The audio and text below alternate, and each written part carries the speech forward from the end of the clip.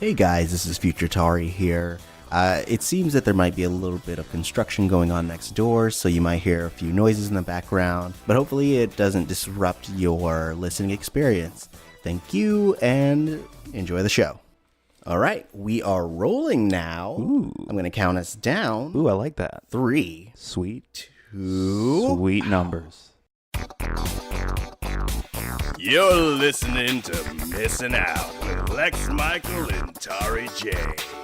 Let's start the show. Hey guys, welcome back to Missing Out. I'm Tari J. I am Lex Michael. And today we're joined by EQ.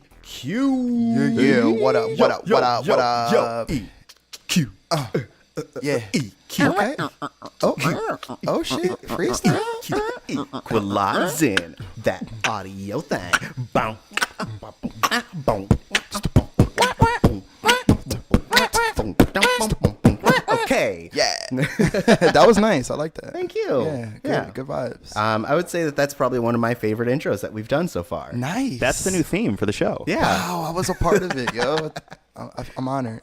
I'm honored to be here, guys. Thank you for the invite. No, we're glad to have you. Yes. So for those who don't know, EQ is part of the People's Collective. We talked about it a couple weeks ago. We had our friend Malik in, and he was like, yo, you got to get EQ in here. Hey. He knows his shit. And so we did. I'm here. And so this is People's Collective. Classy. It's classy because that's how you say it in French. Right, Yeah. of course. That just automatically reminds me of Hot Shots. Like, are you guys? Come on, Yes. you got to be familiar with Hot Shots, right? Come on, Charlie Sheen. I'm not. But, this show is predicated on the fact that I don't know a lot of things. Oh, okay. Well, you're missing out on Charlie Sheen's Hot Shots. Great movie When series. the next time we have you on, it'll be a show dedicated to the Hot Shots Oh duology. yes. Oh yes. We should just have a whole movie one. Like I can go ham on movies. There's only a few things in this life that I know. It's cannabis, and this is no specific order, but cannabis, music, any type of audio, women, movies, and cartoons. Yeah, that's a Okay. little longer list than I thought, but like, yeah, that's about 5. But it's a good list. Pretty well rounded, Yeah, I think. Cool. That's Yeah. what I Yeah. know. Anything else? I'm not really down for it. well, if you're listening and you don't know, Tari, what do we do here? What we do here is we introduce each other to different media, whether it be movies, TV, music, spoken word, books, different experiences. We introduce it to each other, we introduce it to you, the audience, and we hope that it builds you as it has built us. We are the retrospective that is introspective. It never gets old. Man, Hell no, it that don't. sounds amazing. It's a good show. You caught me. I would- Yeah, I bought into it just now. I would listen to that show. I like to imagine that before you were like, I don't want to do this shit. And then as soon as I said it, you were like, nope, I'm sold. That's it. Well, once the homies were on Malik and then Matt, I was just like, oh yeah, for sure, this is something I gotta do. Yeah, something bruh. I gotta do. Share the vibes. Share the vibes. Oh, yeah. My goal is to get as many black people in here during Black History Month as I can. That's a good goal. That's yeah. a good goal. Play your part. Right. Contribute where you can. Exactly. Lex Even though forbays me.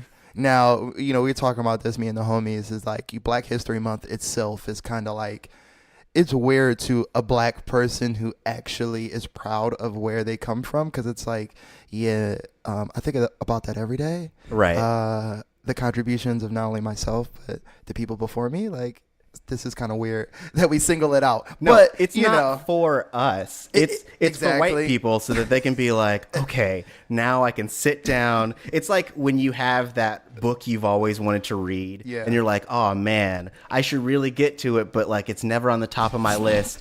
But Black History Month is like, look, motherfucker, you're gonna sit down, you're gonna read this book, You're gonna finish and it in you're 30 gonna days. learn. Goddamn 28, actually. Yeah. Okay. So I mean, that's what Black History is. Are you learning a lot, Lex? That's how I think about it. Yeah, as you should. He's like, agreed. Yep. Yeah. Yeah. Oh man. So we do this thing called the pitch, where our guest or one of us who is ever introducing the thing gives a little short synopsis about what they're here to talk about, why they're excited about it. So give us the pitch. What are you here for? Well, I mean, basically, when I was asked to come on the show, Lex reached out and was like, what do you want to talk about? And I'm like, all right, well, there's plenty of things to talk about, but one of the things that identifies closely with me and helps me just through my daily life is the link between creativity and happiness. Okay. You know, you could talk about all the cool things that happen in these industries and stuff, but I think when it comes down to the bare bottom, it's our creativity and everyone that is the only way to true happiness. You know, I think everything else fails and it's not worth it. Yeah.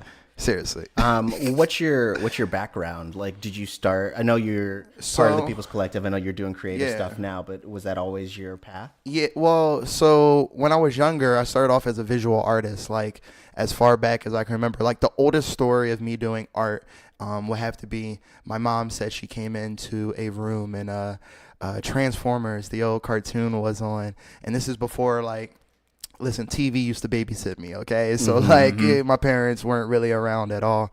You know, my father was in prison, and it was just, like, me and my mom, and she was working and stuff. So, when she came in, she said she saw me drawing the Transformers, and they looked like they did on screen. She was like, I was, like, 3 or 4, but it looked fucking amazing is what she said.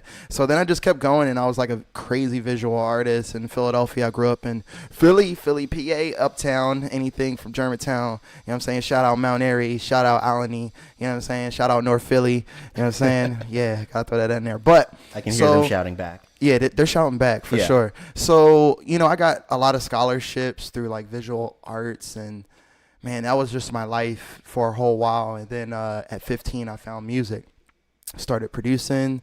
Then from producing, I went to audio engineering, and that took me everywhere, like working in some of the top studios in New York, Philly, DC, Maryland, like all over. And then that drove me here.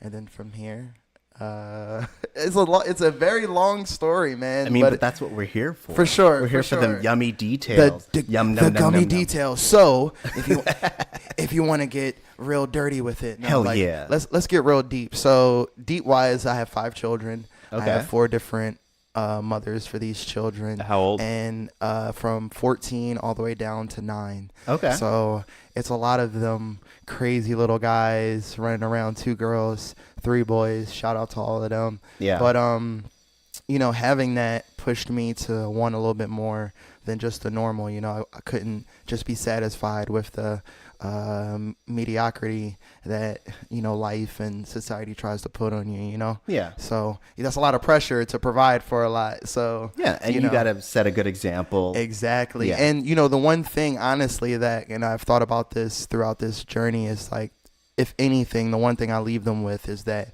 you have to follow your dream. Like, I don't care if I leave them money. I don't care if I leave them anything, but that if you have something that you love and that you strive for, then that's the only fucking thing that matters. Point blank. So. Did you always grow up thinking that that was a possibility? Like, I know that, I mean, I won't speak for anyone else in this room, but like, I feel like for me, I always grew up, like, I also was like raised by TV, always just like watching things and stuff like that. But I always felt like it was never like a practical route. Like even when I was a kid, I was like, you know what? I will be a psychiatrist and then use that money to do something creative. Yeah. Did you always feel like this was the only route for you, or did you always feel like you could derive a meaningful existence from it? Well, it's crazy because like growing up in Philly, like Philly is a super talented city, and it's like it's super hard to make it there and to make something of yourself. Yeah. So it builds up that hustle, and that, you know, you're really in the streets with it. You know what I mean? And it's almost like you're risking your life. You know what I'm saying? To do your creative like path. But I mean, from a kid, like I was always told, you know, you're going to grow up and be a starving artist. Like no one makes money drawing or painting pictures anymore. And like, I still remember to this day, right? And this will never leave me. I remember seeing a computer. Do you remember that show? What was it? Reboot? Yeah. You remember the show Reboot? Reboot Yep. blew my fucking mind when I was a kid. And I was like, you know what? I was already drawing, I was painting, I was getting a lot of love with that. And I was like, you know, I want to be a computer animator. Like, that's what I want to do. And computers were not big. Like, it was not the thing that people were going to, you know? And I told my parents, and then my parents just being like, that's not going to be a thing. Like, you're going to fail. Like, you're going to be poor. Like, that's not going to happen for you. Like, stop. You know what I mean? Yeah. And like growing up in a community that's full of, you know, crime and, you know, not a forward mind thinking type of like environment. No one is kind of like telling you can do that, or you're not seeing that could be the result. You know what I mean? Like, people where I'm from are like 45, retiring, not retiring, living a hateful, depressed life, working at fucking Walmart or something. Right. You know what I'm saying? Like, what are they going to tell you about your creative path and what you could achieve? Like, Right. the fuck? You know So what I mean? starting with visual design, what did you feel when you were younger? What did you feel that you were getting from it that you hadn't found previously? You know, what was it doing for you that you felt drawn to it and stuck to it? It's creating life, man. Like, that's the thing that's why I say creativity is so, it's powerful. Not only is it linked to happiness, it's linked to like a cosmic spirituality, like a connection that we have with the universe. Like, we're actually creating. Like, when you draw something, you are actually creating a world. Like, you are creating something that is in your mind. Like, science has gotten so far, right? But they can't yet pinpoint that little thing in our mind that makes us creative, that makes us think, to be able to design things that can do other things for us. Like, we are the only things that can do that. That's special. You feel me? Yeah. So I felt like when I was a visual artist, I was like escaping my reality by like drawing another. If that makes any sense. Oh, that makes a lot of sense. You know what I mean? Like, there were certain times in my life where like no one was around, like, or people were around, but it was the wrong fucking people. And I'm in a room with just a mattress and nothing but a sketchbook and a pencil and a mattress. Like, that's the type of shit that kept me alive. Yeah. You know what I mean? Like, sane. Sort of sane. I don't claim to be sane. Sort of sane. I mean, there are studies that say like their creativity requires a little bit of mental for illness. sure. And like the mental, like, that is so true, but it's what people perceive as mental illness, because you can go deeper than like what people think is ADHD, what people think are some of these psychological disorders is actually just that person being on a whole nother level of creativity and not giving a fuck about what you say they should give a fuck about. Right. You know what I mean? We're all different, man. Yeah. Like, was there ever a moment for you that like you realized that you could affect, like, you really saw the effect that being creative had on you and it like changed your perspective? I don't know that there was a specific moment. I remember being a kid and also being raised on TV. My parents were around, but they weren't around. And I don't want to disparage my folks, because they've made wonderful strides in the years since. They're delightful people. but I was left alone a lot, and so I found that same solace in these other worlds that I could step into. And then I ended up trying to take bits of those other realities out of that reality and into my own. Right. So when I was a little kid, if I was really into say a show, I would I'd go onto the internet and I'd find descriptions of a bunch of characters or you know, settings, vehicles, whatever, and I would compile my own little like encyclopedias, you know, or visual dictionaries for myself just to have them. Yeah.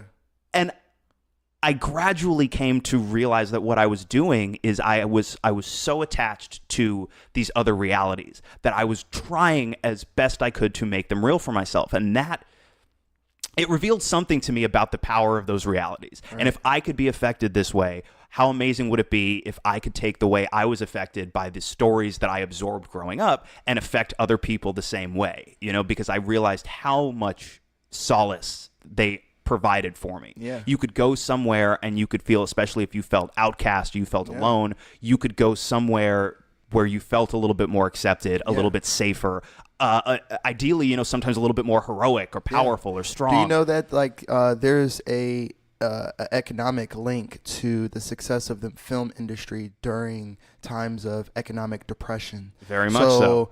economic depression in a certain like it was in America has results in more moviegoers because more people want to escape their reality, and to be able to provide that for people, I think that's something special, man. Like we all have these links to songs or movies or TV shows or books or comics that like I was talking to somebody the other day, like we've all had this moment, so it's not like a prideful thing as a man to talk about, but like you ever hear a song and you want to fucking cry? Oh yeah. Like, every day. Like I know, but like this is real. Like as a grown man, you know what I'm saying? I've seen the toughest men cry from hearing a meaningful song that is attached to a memory, a moment in your life. Right. It's a timestamp.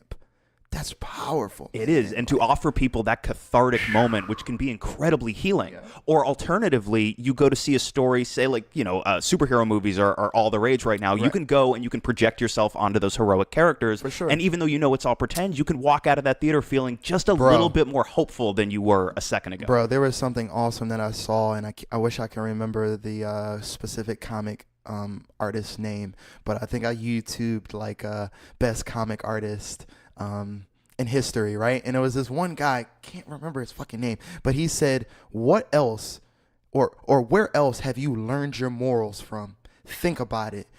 From a child, we all learn our morals from superheroes, from that Superman loving Lois Lane, from that standing up for what's right and true and just and not stealing, not murdering. These are all things that your first memory could be linked to you sitting down and watching a fucking cartoon. Right. Like, that's crazy, man. Like, on some real, like where I come from, man, and like what has happened in my life, I should be a completely different person, but like a crazy person. And like I've done some things, like I've been to jail, so like I know what's real, but like what has kept me out of like the dirt and being in prison is cartoons and comics and like, that hero life, man. Right. And like, this saves you. I've felt for a very long time that the stories we tell each other and the stories we tell ourselves, with the exception of human life itself,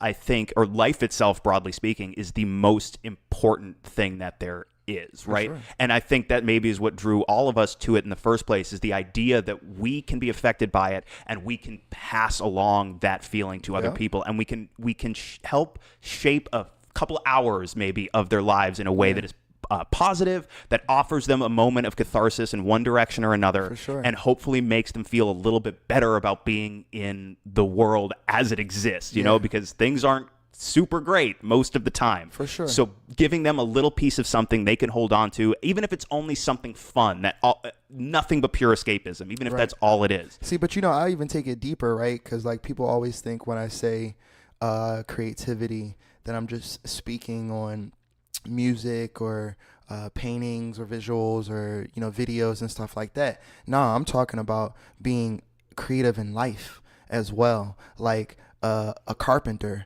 a man who grows up, and or woman, whoever grows up, and they love building things and they love carving wood. They should just concentrate on being the best fucking carpenter in the world, and they would reach true happiness, and they would create things that would give people happiness. The best goddamn furniture that would sit up in your house, and you would look at that shit and be like, damn. Every person who come to your house would be like, damn, look at that armoire, bro. Do you see that wardrobe right there? Like, that shit is crazy. Who did that?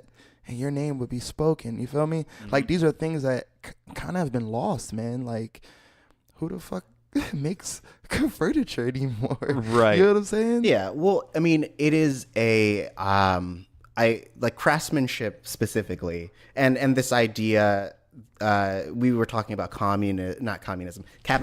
We were talking about communism and as we want to do. This turned right real quick.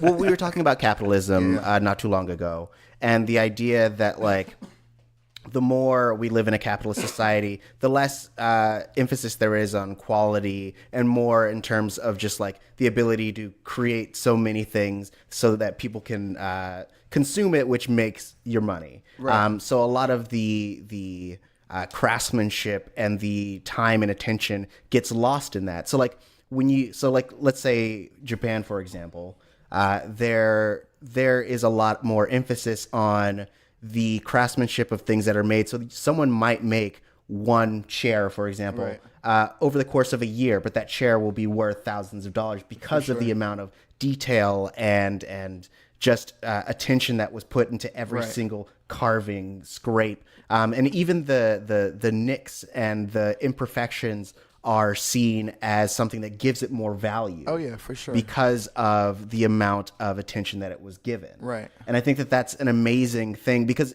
that applies to, as everything. you were saying, it applies to everything. Right. Because of the way that because we were talking about earlier, just the idea of escapism, but also what being creative does to you on an intellectual level, on an emotional level, in that it helps you process all of these feelings and all of these the things that you've gone through, and helps you essentially share that. And as you were saying, Lex, it helps other people know that they are not alone in feeling those things, because you're able to express that. When you hear a song, like that's why I think hip hop is so important. Like when it's presented in the right form, you know what I mean? It's so important because these stories are the stories of the hardest lives that there is in America, and like the truest form of what it is to be a product of America. So I feel like hip hop is very important when it's presented right, to be fed. But when it's misused, it paints the wrong picture, and it kills generations. Like what we're seeing right now is like a change. And that's why I said it's important for people to follow their dreams and what they love. Like that very carpenter, right? Like, yeah, you might want to carve a table and you might want to make a furniture, right? But say that doesn't work. See, like what people have to understand too about this creative lane is like, usually you start off as one thing. Usually you got a dream or a goal, or you just feel like, yeah, I need to get this energy out somehow. So you start doing something, but that's going to change. It's going to evolve as you evolve. You feel me? Like, I have a friend who's a boxer, right? And he just had, a few heart attacks, you know what I'm saying? And he can't box anymore. And he was like heart-stricken, like almost like depressed, suicidal type of thing. You feel what I'm saying? But when I had to bring to his attention, like, bro, well, maybe you can train. Maybe you can open your own gym. Maybe you can help make the next champion. You feel what I'm saying? Like your dream doesn't end by just one roadblock or one setback or one fuck up in your life. Right. You know what I'm saying? Like it's not an easier life. I'm not saying like the creative, but some people think that like, oh man, you're saying like, if I just do what I love, then it's going to be easy and I'm going to be happy. No, motherfucker. Like you might be like I lived on the streets. Like that might happen to you following your dreams. Like, but it's a better outcome. Right. Well, so talking about these pivots, what took you from visual artistry to, say, audio engineering? Well, when I was 15, I met one of my best friends. We've been best friends for 20 years. We realized that me and my homie Greg Silver have been best friends for 20 fucking years since we were 15. It's fucking crazy. But I met him at William Penn High School, which is torn down. It's not there in Philly no more. Shout out William Penn, class 2002. Yeah, that long ago. Yeah, we met, and then someone gave us a program. His older brother one time, right? We're in a room, and we're watching Rap City, The Basement. We're watching fucking hip-hop videos and interviews and shit. We're just, like, mesmerized by it, because this is, like, the height of fucking hip-hop. Like, this is crazy year, you know what I'm saying? Like, that was 98. That was, like, Rockefeller and, you know what I'm saying, Bad Boy, and everyone was on their shit. Eminem, it was crazy. So his older brother came in the room one time and was like, yo, somebody at work gave us this CD and they said you can make music from like this program on this computer. Like, here, you guys want this? And it was Fruity Loops 1. And they're on like Fruity Loops like 11 or some shit right now. So that'll tell you. But from that day on, like our lives were changed. Started producing music, and then recording music was because we don't want to pay no studio to have to record all that fucking music. So someone had to learn how to do it. And that was just me. And then I was like the hustler, so I just got all the equipment and shit by any means necessary. You know what I mean? Whatever. The thing I love about that story is that it wasn't something that you were seeking out. It's something that like you happened to have received, and you were just open to the possibilities of what it presented. You know what's crazy? Most of because I do a lot of shit. Like, if you know me, I do a lot of shit, from producing, audio engineering. I write, I play the guitar, I rap, I do videos, I edit, you know what I'm saying? Doing all this graphics, paint, draw, all this shit, right? Yeah. And it's all the same. Like, it blows your mind to think about it, but it's all the same, man. Like, art is just fucking art. Like, I'm just starting to realize that, you know, there is no separation. It's like, if you're an artist, you're just a fucking artist. Whatever you create is just what you create. Like, it don't matter if it's visual or audio. You know, does that sound trippy? You're still creating something where before there was nothing. Exactly. Yeah. You know what I'm saying? Like, I used to have to explain to people, yeah, I'm like an audio engineer, then I'm a graphic designer. Yeah, you need special effects on the video, I could do that. Yeah, and I can edit. Well, you need a beat? I can make that too. Oh, you want an audio engineer for performances? Yeah, I could do it. I used to have to do like all that shit, and I'm just like, you know what? Fuck it, bro. I'm an artist, yo. Whatever vibe you catch me on, that's what I am. Like right now, we're voice artists. That's what we're doing right now. Yeah, we're vocal artists. Right? But no, I think that that's actually a standout ability to just do so many different things, and to be able to approach them with the same level of creativity. Like, a lot of people spend their lives dabbling in a bunch of things, and then never really being good at any of them. Yeah. But to be able to be an artist and take your approach and still have your own specific like brand and your own specific signature on all the things you do is remarkable. You know what's funny? Thank you. I appreciate. Thank you. Cheers. Cheers, my man. So it's crazy because like I'll credit, you know, Steve Jobs in his book. You know, if you've read his book, and shit, he talks about his acid trip that changed a lot. And I'm gonna be honest with you, an acid trip changed my view on everything. So I was taking a redwoods forest vacation with some friends, and it was raining that day, and I took acid, and this is after doing all this creative things. And you know, it's easy to get caught up in the service aspect of the creativity, you know, always working for someone, like always being the provider of the creativity, but never the brand, like, and I mean the artist itself. So when I took this acid trip, man, like I saw myself on stage and all these people looking at me, and their eyes were just like, man, this motherfucker is touching my soul right now. Like, Jesus Christ, whatever he's saying right now. And at that time, I'd never stepped on a stage before. It was always producing, engineering, visual art, all behind the scenes shit.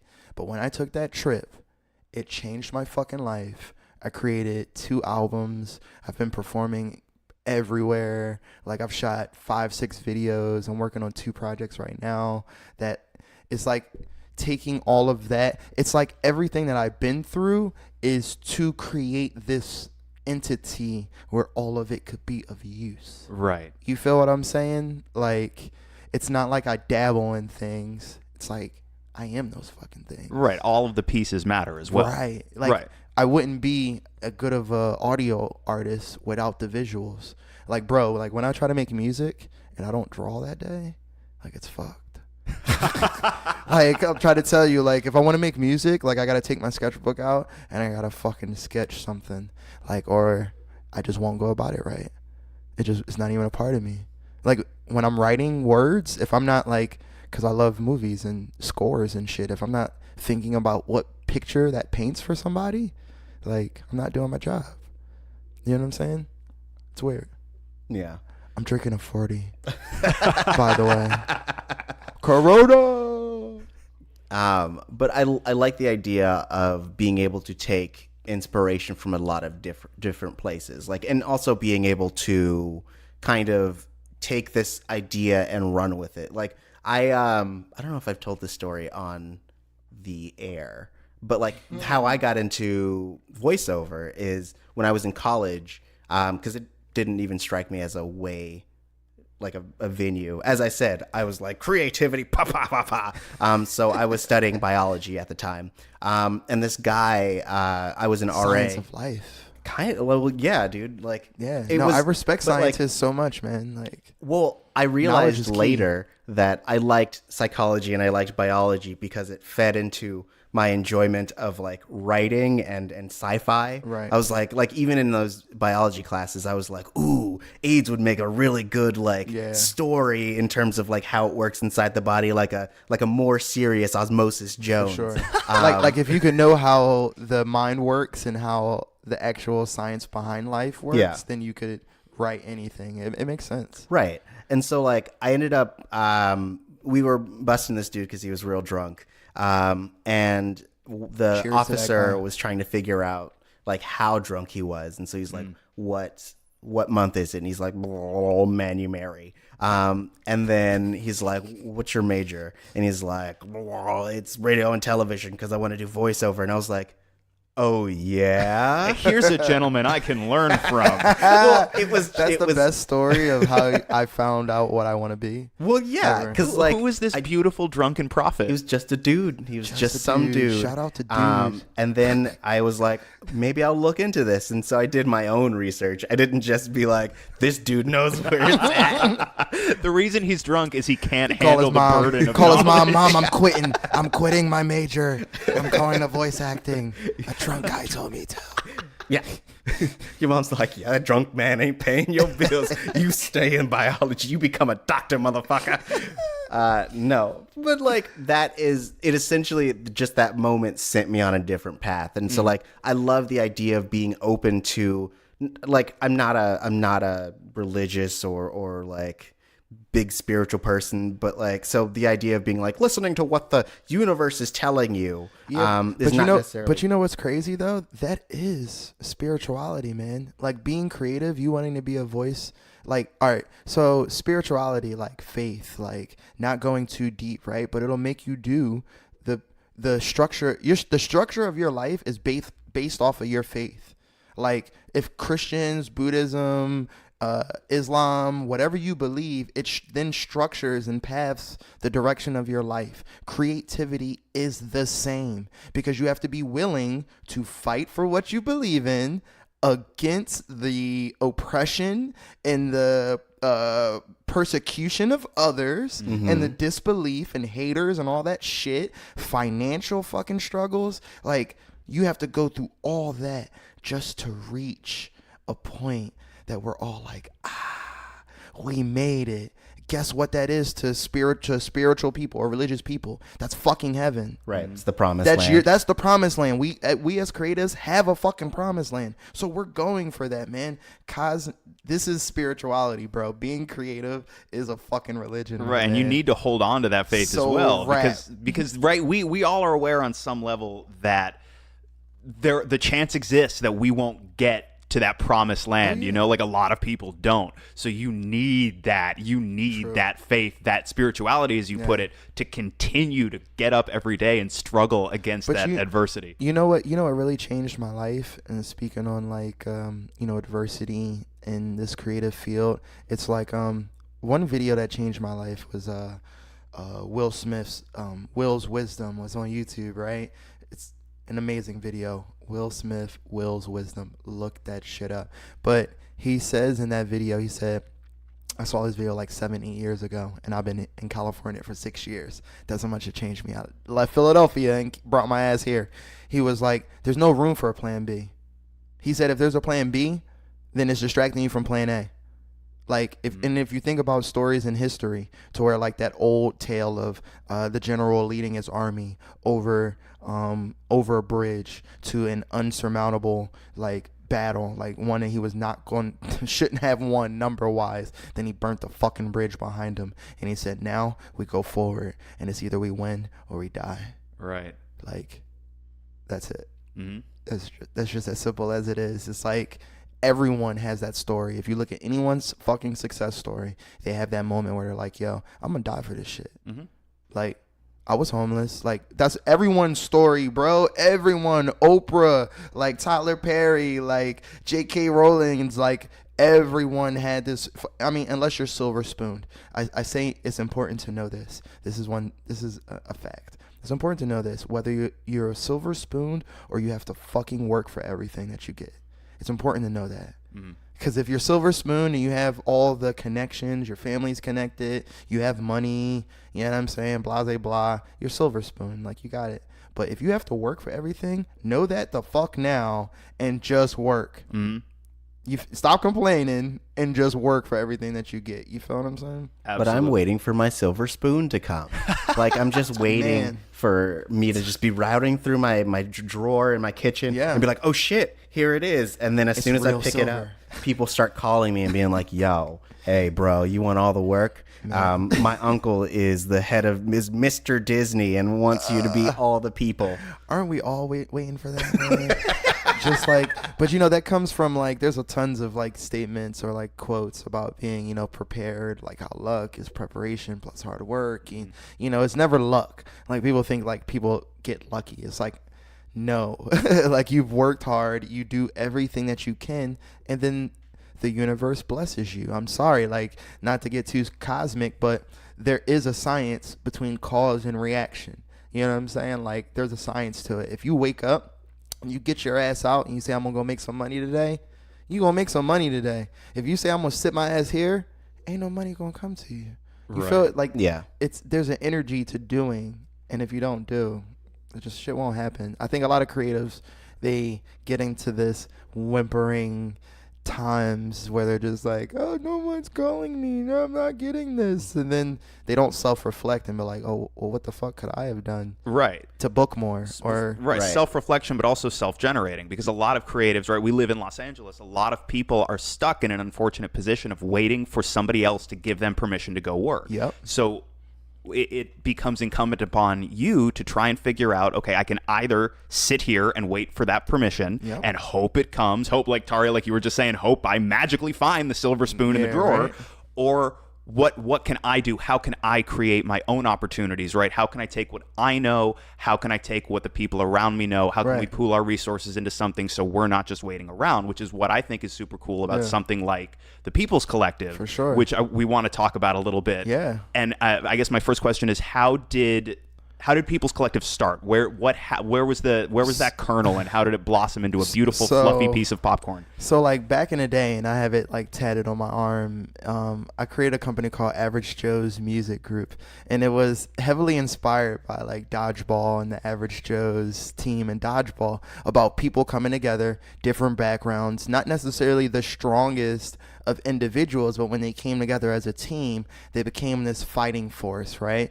And so shout out to all the Philly listeners, because if you ever go past Broad and Glenwood above Spring Chicken Chinese store on the 3rd floor, you could still see the Average Joe logo in the window, vinyl decaled on the window. 3rd story, Broad and Glenwood, yeah. So that's really cool to me. But I've always had this idea, man, like friends have always been very important to me, and like I've always had creative friends, and you know, we always just tried to get it together. You know what I'm saying? So it's kind of like, when are we going to actually come together and make it official that we need to, you know, get this content and we can provide a service. Like, all of us are so fucking talented that it's like we can provide a better service.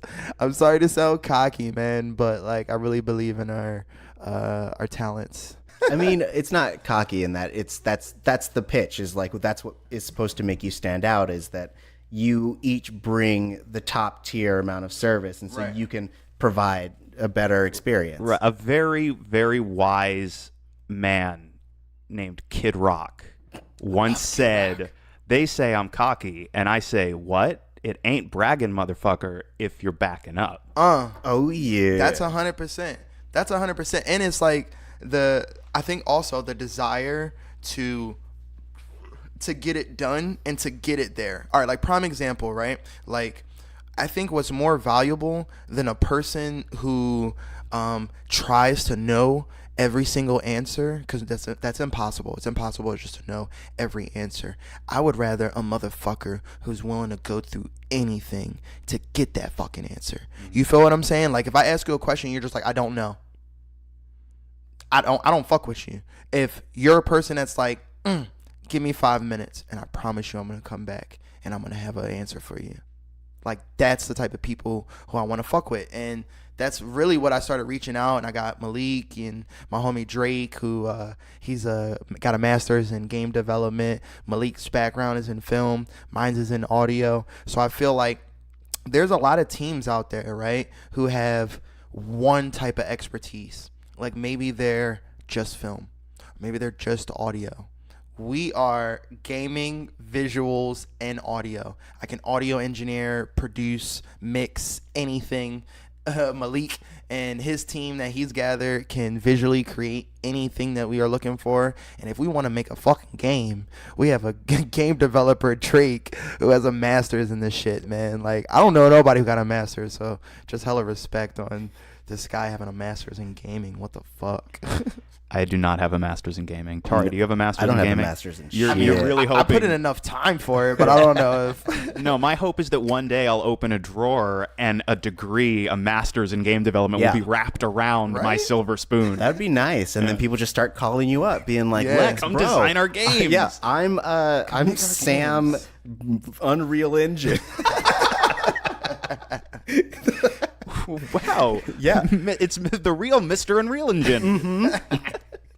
That's so funny, man. So yeah, man, we just like came together and like I met Drake through work, and me and Malik, we've known each other for a long time since Philly, and we've always been friends, but this is the first time we've like been able to partner up and, you know, get some shit done. Yeah, how did you and Malik meet? Malik McRae, who's been on the show a couple of times. Malik McRae. Yeah, so me and Malik met. We had a mutual friend who I recorded in a studio, and Malik came in. He was just like, he was the videographer and just hanging out in the studio, and we clicked then. But at the time, man, I was so all over the place that I kind of didn't, you know, make the link of like, yo, we need to be friends. You know what I mean? So like a couple years later rolled by, and that mutual friend, you know, called me and was like, hey, Malik is gonna, you know, be moving out there.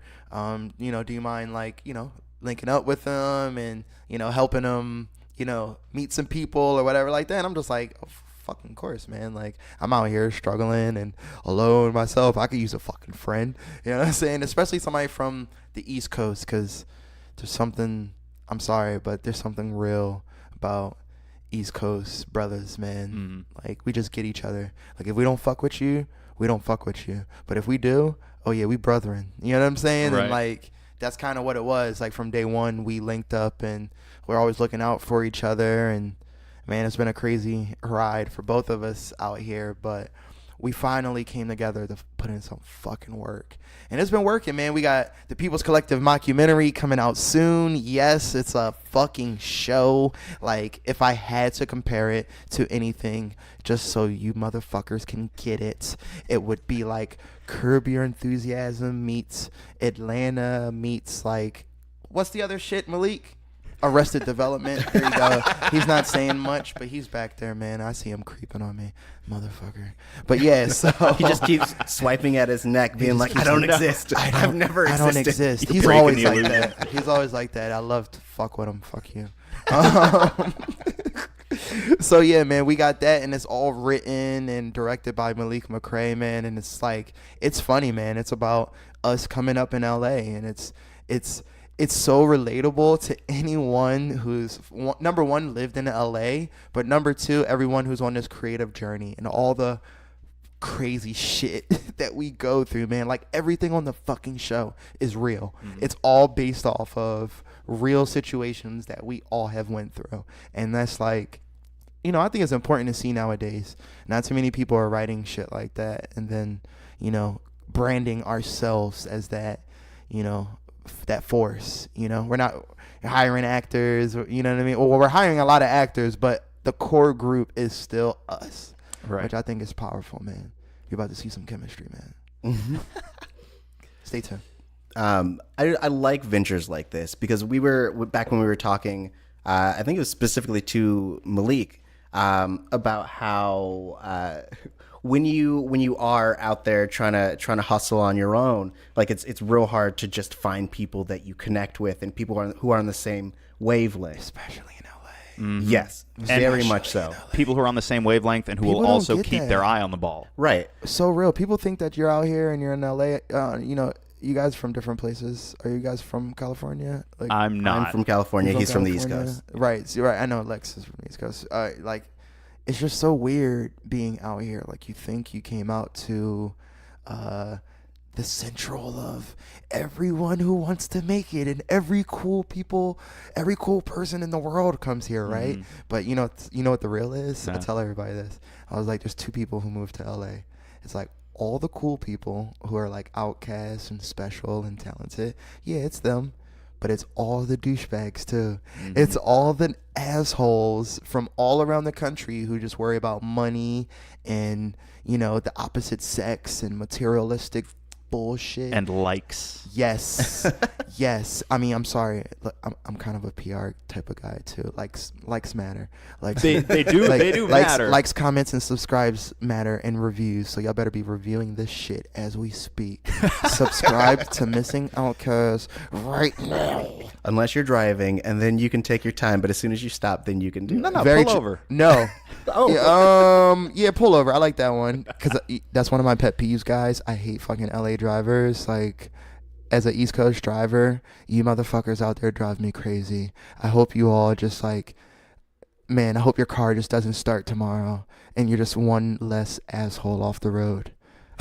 But not you. You're great. We love you. Yo, Please we love like and you. subscribe. If you're listening, yeah. But the person in your passenger seat. The person in your passenger Yeah, seat, yeah. if you're the one that turns with no blinkers, if you're the motherfucker who doesn't know what exit to get off of on the highway, like, I hate you. Yeah, but again, like, if you're driving in LA, we don't mean you. You're No. awesome. You're the You're best awesome. driver. Yeah, you're Look to great. your left. Or you're that right. guy. Yeah, We're that talking guy. about that guy. Right, You know what's crazy? If you do this, right? So a test for everyone who's driving right now. I need you to look to the left of you, to the right of you, behind you. I guarantee you someone's on their fucking phone. I guarantee you.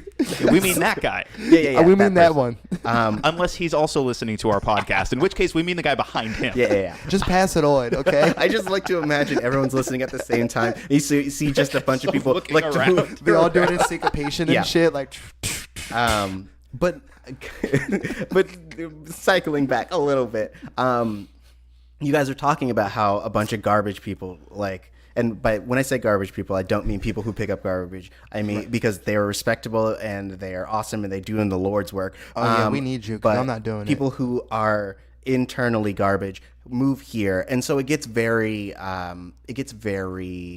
selfish and very self-serving in terms of the people that you meet. And so Yeah. things like People's Collective allows you to be in an environment in which you're all being collaborative, not because the other person in the room can get you somewhere, but Yeah. because you see the talent in them and you feel like it's either being underutilized or it can be utilized to do something great. for sure. And it's like, we have, all right, so I'm producing a music album EP for Hugo Lefay that's coming out under the People's Collective, right? And I mainly produced the whole album, but it's coming out under the People's Collective, but he has his own movement called Black Castle Society. So shout out to Black Castle Society, Hugo Lefay. Ow. So, like, it's not about just the People's Collective. It's about us coming together and getting your goal done. You feel what I'm saying? Like, if you're someone who we see that has that not giving up attitude, that, I'm going to do this, whether the fucking People's Collective or anyone else helps me with it or not. Like, that's the attitude, though, that's going to be like, all right, for sure, yo, we need to let's work with this person, man. Like, you see that strive, man? Like, you see that go? Okay, yeah, you gonna do it, boy. So, like, you know what I'm saying? It's for that, because, like, I mean, there are a lot of people here in LA and all around the fucking country who talk a big game and aren't willing to do shit about it. Like, me and the homies talk about it all the time, because it's like, a lot of the times I feel like I'm like a creative crutch for a lot of people throughout a lot of years. And it's just like, what the fuck, man? Like, I wish there was someone I could call, you know what I'm saying, to be like, hey, bro, can you mix a song for me? Can you make a beat for me? Can you, like, edit a video for me? Can you do this and that for me? Like, when will people that's what I'm saying. It's about taking that strive and being like, yo, if I gotta learn how to fucking edit to get a video out, then I'm gonna learn how to fucking edit. If I gotta learn how to do graphics to make a cover for my latest single, then I'm gonna do that. And that's the kind of like thing that Hugo LaFay manifesto coming out soon, People's Collective, probably like April, something like that. We're just vibing, but you know, that's what he has. Like, my bro has been through a lot. Like, he has children, he's been to jail, he's learned a lot, you know what I'm saying? We both have, and it's like those experiences are what makes the story, you feel what I'm saying? And you know, it's something special, I think, when people come together all for the purity of wanting to create something special, rather than being like, yo, we about to make this bread, man. You trying to make this money, yo? Because everybody talks that good shit, you know what I'm saying? You trying to make this bread? Niggas ain't got no money, man. I'm sorry. Like, but yeah. Unless making bread is your specific craft and you really love making bread. Yeah, if you like baking, yeah, I'm down. I got a homie who can make some bomb-ass jalapeno bread. Like, yo, bring it next time you come. Release that bread under the People's Collective. Oh, yeah. People's Collective bread coming out 2020. Just like bake the logo into the top of the loaf and whatnot. Yo, we want to do a lot of shit, man. Like, I'm really excited on what this can become. We plan on shooting our first 2 short films coming up soon. We have reviews on Titans, the DC Universe show that just came out, as well as movie reviews. We're gonna do some on Game of Thrones, nice, and some crazy movies, man. But we just got a whole lot of content, man, and we're just trying to like entertain people. Like I see this being like a fucking network. You know what I mean? Like, I miss those days where you would just like tune in to like one thing and they would deliver. Like, you remember like the times when you just like turn on MTV and you just didn't want to fucking turn it off? Mm-hmm. Yeah. Like, it was like actually good. You know what I'm saying? It was actually entertaining for like 8 hours straight. Yeah. That's kind of what I wanted this to be. How do people keep up with all the stuff that you guys are putting out? So I would say YouTube. Right now you can literally put in The People's Collective and it should pop up in anything. There's no hyphens, there's nothing, just The People's Collective. Instagram is where we do a lot of our promotion, but if you want to see like video clips for our podcast and, you know, links to everything, go to our YouTube channel, man. We need you to subscribe, please. And we have our People's Collective podcast that we just released. So yeah, Apple Podcast, that shit, and Podbeam, that shit now. I'll wait, but now. Pull over. Right. Because you're the best driver and You're the safe. best driver. See, we're promoting safe driving. I love this fucking show. Right. This ain't Outcast, man. God damn it, I miss you. I love you guys. Hey, we love you too, man. Aw, shucks. We are about out of time. Any last thoughts before we wrap up, guys? Anything about People's Collective? Anything about creativity and happiness, or even just a fun anecdote? If I could just say something, I would say Gandhi had a good quote, and it was like, become the change you want to see in the world. And I feel like that is the key. I feel like if we show our children and we show others that through creativity we can reach a certain happiness, that even though times might be hard, we're still more fucking happy than working for the quotation marks man. You know what I mean? Work for yourself, live your own dream.